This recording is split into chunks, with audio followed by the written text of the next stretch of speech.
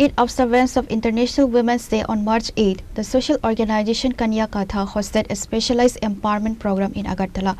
The program was graced by Assembly Chief Vigilance Kalyani Saha Roy and Kanya Katha Social Organization.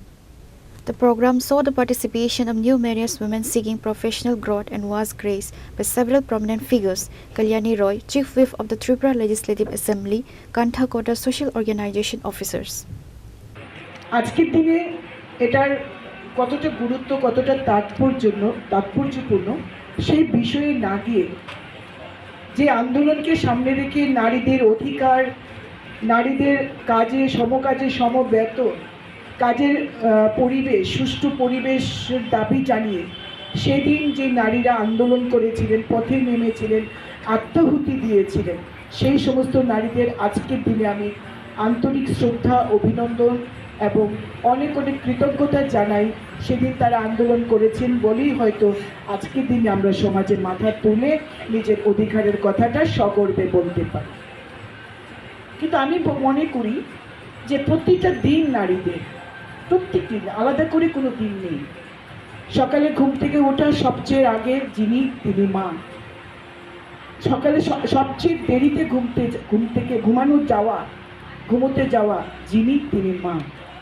পরিবারের প্রতিটি সদস্য ঘুম থেকে উঠেই কেউ মা বলে ডাকে, কেউ ওগো শুনছো বলে ডাকে। বিছানা থেকে উঠে যাকে ছাড়া কারুর একটি স্টেপও চলে না, দিন আগে যায় না, তিনি পরিবারের কর্ত্রী, যিনি একজন নারী। তাই প্রতিটি দিন নারী, এবং নারী সে সব পারে এই বার্তা নিয়ে বাড়ি থেকে তার চলাটা শুরু হয়। এবং সে সবচেয়ে ভালো জানে তার স্বামী কী খেয়ে ভালোবাসে, তার ছেলে কী খেয়ে ভালোবাসে, তার মেয়ে কী খেয়ে ভালোবাসে, কিংবা শ্বশুর শাশুড়ি। কোনো মেয়েকে শেখাতে হয় না মাতৃত্ব কী জিনিস, কোনো মেয়েকে শেখাতে হয় না সন্তানকে কী করে মানুষ করতে হয়। যত শিক্ষিত নারী হোক না কেন, সবার আগে সে একজনের কন্যা, একজনের স্ত্রী, একজনের পুত্রবধূ কিংবা একজনের মা। তাই নারীরা জীবনের প্রতিটি কাজে তাদের ভূমিকা অসামান্য। তাই নারী সবসময় সম্পূর্ণ। নারীকে আমি কখনোই অপূর্ণ দেখতে পাইনি প্রতিটি কাজে। আজকে দেশের রাষ্ট্রপতি মহামান্য দ্রৌপদী মুর্মু, তিনি সবার আগে একজন নারী। সবচেয়ে বড় কথা, পিছিয়ে পড়া বর্গ থেকে উঠে আসা। তার নিজের অস্তিত্বের জন্য তাকে লড়তে হয়েছিল একদিন।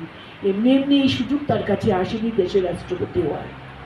দেশের অর্থমন্ত্রী নির্মলা সীতারামন বছরের প্রথম তিনি একটি পূর্ণাঙ্গ বাজেট পেশ করেন।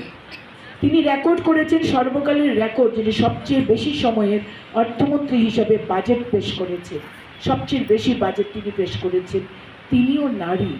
তাদের বিছানাটাও গোলাপে, তাদের রাস্তাটাও গোলাপের বিছানা ছিল না, নট ব্যাড অফ রোজেস। তাদেরও অনেক লড়াই করতে হয়েছে এবং এই জায়গায় যেতে হয়েছে।